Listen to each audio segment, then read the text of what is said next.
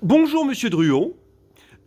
Devant nous, on voit un vélo qui a toute une histoire en lien avec la Grande Guerre. Tout à fait. Voilà, c'était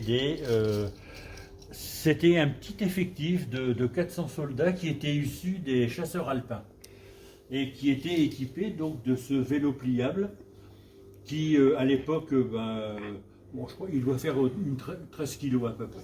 Et donc, en plus de leur matériel militaire, il avait ce vélo-là pour se déplacer, pour rentrer dans les lignes de combat. Voilà. Et on l'a retrouvé où ce vélo? Bah écoutez, il me semble qu'il vient de l'Aisne. Alors, je pourrais pas vous en dire plus, ni exactement le lieu, parce que c'est un ami qui me l'a donné. Est-ce que vous diriez qu'à travers un vélo comme ça, finalement, on voit une pièce assez émouvante, un témoignage concret Oui, voilà, ce vélo avait un propriétaire, c'est-à-dire un soldat. C'était Monsieur Tout le Monde, bon, voilà, qui appartenait évidemment à des unités, à une unité spéciale. Mais oui, voilà, c'est quelque chose de bien concret.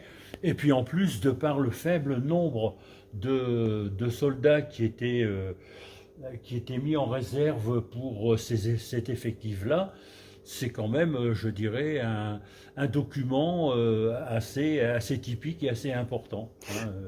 L'effectif de ce groupement de chasseurs cyclistes était de 400 pour toute la durée de la guerre.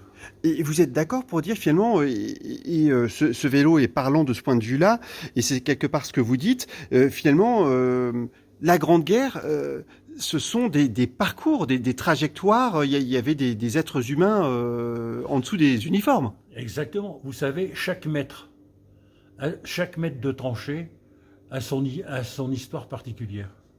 Parce que sur chaque mètre de tranchée, il y avait peut-être 2 ou 3 soldats. Voilà, qui ont leur histoire. Tout à fait. Merci encore. Voilà.